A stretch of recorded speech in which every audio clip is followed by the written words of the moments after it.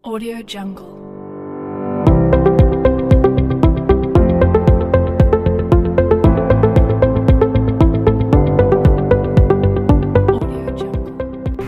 Pesisir Kecamatan Tepas Selatan, Kabupaten Simeulue, Provinsi Aceh memang terkenal dengan keindahan wisata baharinya.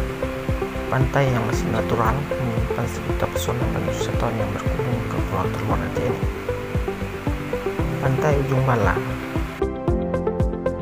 berada di Desa Pulau Bengkala, Kecamatan Tepas Selatan.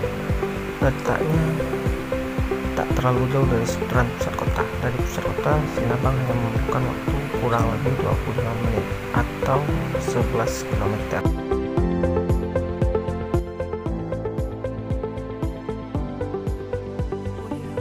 Sangat menarik, pantai ini memiliki dua sisi yang berbeda.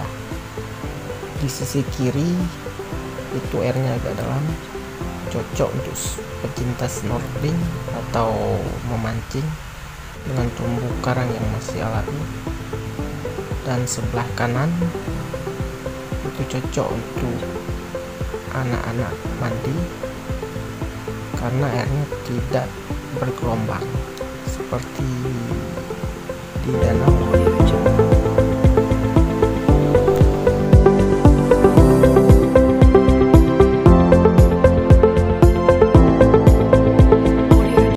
Audio Jungle.